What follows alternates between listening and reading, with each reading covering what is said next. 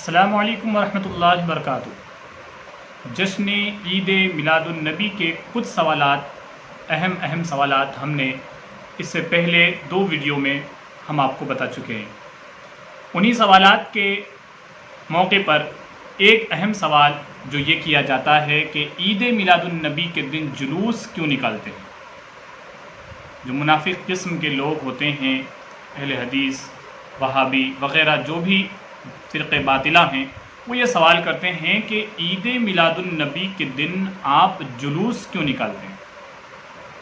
اس کا جواب لے کر ہم آپ کے سامنے حاضر ہوئے ہیں۔ آقائے دو جہاں صلی اللہ علیہ وآلہ وسلم کا جلوس نکالنا یہ کوئی نئی بات نہیں ہے، یہ آج کی بات نہیں ہے، بلکہ یہ تو صحابہ کرام سے بھی ثابت ہے۔ صحابہ رضی اللہ تعالیٰ عنہم اجمعین نے بھی حضور کا جلوس نکالا ہے۔ صحیح مسلم کی حدیث میں ہے، صحیح مسلم باب فی حدیث الہجرت ویقال لہ حدیث الرحل، حدیث یہ مسلم شریف کی حدیث ہے جو میں آپ کو بیان کر رہا ہوں کہ جب آقا دو جہاں صلی اللہ علیہ وآلہ وسلم ہجرت کر کے مدینہ تشریف لے گئے تو لوگوں نے خوب جشن منایا۔ یہ سب پر یہ بات واضح ہے کہ اس دن کس طریقے کا جشن مدینے والوں نے منایا۔ ملاحظہ فرمائیں، فَصَعِدَ الرِّجَالُ وَالنِّسَاءُ فَوْقَ الْبُيُوتِ وَتَفَرَّقَ الْغِلْمَانُ وَالْخَدَمُ فِي الطُّرُقِ يُنَادُونَ يَا مُحَمَّدُ يَا رَسُولَ اللَّهِ يَا مُحَمَّدُ يَا رَسُولَ اللَّهِ سبحان اللہ۔ مرد و عورت اپنے گھروں کی چھت پر چڑھ گئے، نوجوان لڑکے، غلام، خدام راستوں پر میں پھرتے تھے اور نعرے رسالت لگاتے اور کہتے یا محمد یا رسول اللہ، یا محمد یا رسول اللہ سبحان اللہ۔ جب حضور مکہ المکرمہ سے ہجرت کر کے مدینہ تشریف لے گئے تو مدینے والوں کو آپ کے آنے کی اطلاع پہلے مل چکی، انتظار تو صدیوں سے تھا ہی انہیں۔ تو جب حضور تشریف لائے تو بچوں نے دف بجائے اور عورتیں چھتوں پر چڑھ گئی اور غلام خدام سڑکوں پہ یہ نعرہ لگاتے پھرتے یا رسول اللہ، یا رسول اللہ، یا محمد یا محمد یا رسول اللہ کے نعرے لگائے پھرتے۔ ایک روایت میں آتا ہے کہ ہجرت مدینہ کے موقع پر جب حضور صلی اللہ علیہ وآلہ وسلم مدینہ کے قریب پہنچے تو بریدہ اسلمی اپنے 70 ساتھیوں کے ساتھ دامن اسلام میں آئے۔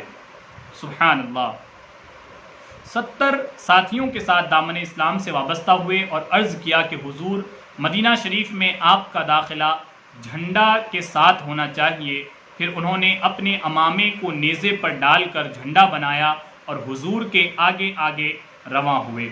یہ بات میں حوالہ بھی دے دوں تاکہ کوئی اعتراض نہ کرے، وفاء الوفا کتاب ہے، جلد نمبر 1 ہے، صفحہ نمبر 243، 243 صفحہ نمبر ہے، یہ آپ دیکھ سکتے ہیں کہ بریدہ اسلمی جو ایک بہت بڑے صحابی ہیں، وہ حضور پر ایمان لائے اپنے 70 ساتھیوں کے ساتھ۔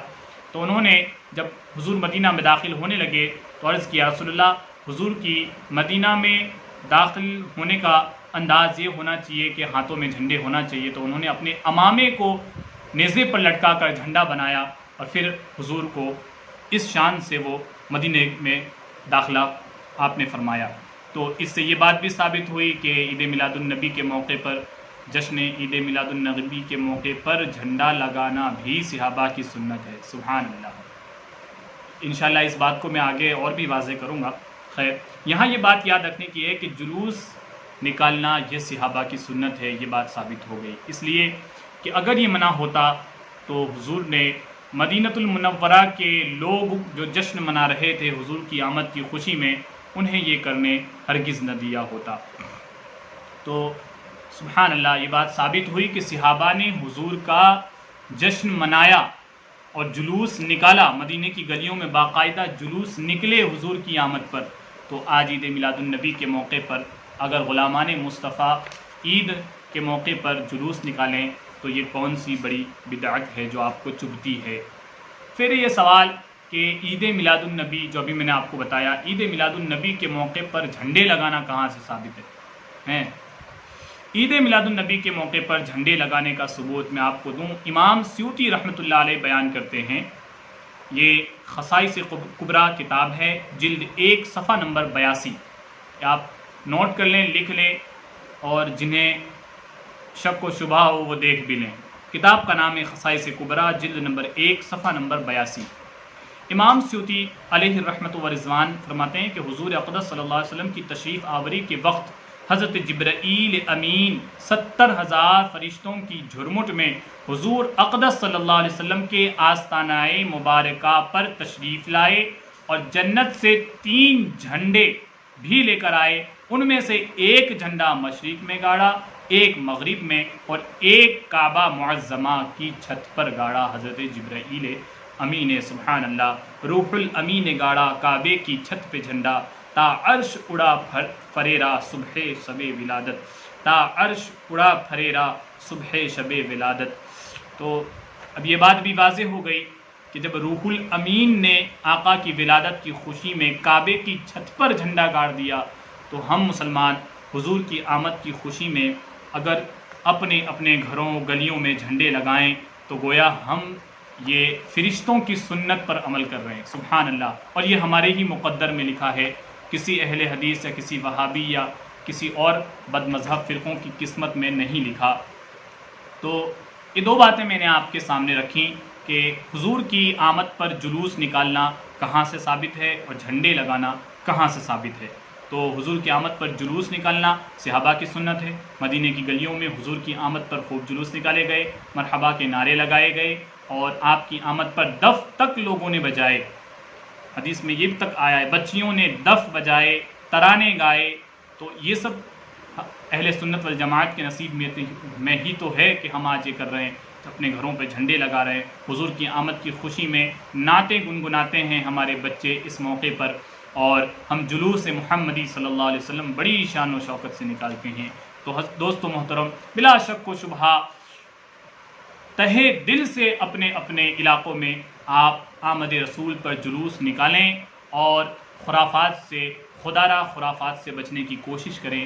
یہ ڈی جے بی جے یہ سب نہ بجائیں، اس لیے کہ جلوس نکالنا اور جلوس محمدی میں شرکت کرنا یہ تو بڑی ہی سعادت مندی کی بات ہے، لیکن آج کچھ خبیث قسم کے لوگ یہ جو ڈی جے بی جے بجا کر اس جلوس کی بے ادبی کرتے ہیں، یہ بہت بڑا گناہ ہے، خدا را اس سے بچیں، یہ بہت بڑا گناہ ہے۔ ڈی جے ویسے بھی حرام ہے، پھر جلوس محمدی میں اسے بجایا جائے تو یہ ہمارے نشانے کی جگہیں ہیں، ہم نشانہ اسی وجہ سے برتے ہیں۔ یہ جو بد مذہب فرقوں کے ہم جو نشانے میں آتے ہیں اہل سنت والجماعت، یہ انہی وجہوں سے آتے ہیں، انہی وجوہات سے آتے ہیں، ورنہ اور کوئی وجہ ان کے پاس نہیں ہے۔ دلائل ہم الحمدللہ اہل سنت والجماعت کے علماء نے دلائل ایسے پیش کیے ہیں کہ ان کے پاس کوئی جواب نہیں ہے، لیکن ہم جو خرافات کرتے ہیں جیسا کہ یہ ڈی جے بجانا اور ہماری عورتوں کا بے پردہ ہو کر جلوس میں شامل ہونا، خدا را ان خرافات سے بچیں، ڈی جے کو نہ شامل کریں، اور عورتوں کا جلوس میں شامل ہونا اس پر بین لگائیں، انہیں منع کریں، انہیں گھروں میں ہی رہنے دیں۔ یہ ایسے خرافات ہیں کہ جس سے جلوس محمدی صلی اللہ علیہ وسلم کی بے ادبی ہوتی ہے، اور جلوس محمدی صلی اللہ علیہ وسلم کی بے ادبی تو ہم یہ نہ سمجھے کہ جلوس نکال کر ہم اس طرح کا جلوس نکال کر ہم ثواب کما رہے ہیں، نہیں، یہ تو ہم عذاب کے مستحق ہوتے ہیں۔ خدا را اس سے بچیں، اللہ ہماری حفاظت فرمائے۔ انشاءاللہ یہ سلسلہ آگے چلتا رہے گا، کچھ اور بھی بہت سارے سوالات ہمارے پاس ہیں، ہم آپ کی بارگاہ میں انشاءاللہ اسے واضح کریں گے۔ دعا میات، السلام علیکم ورحمۃ اللہ وبرکاتہ۔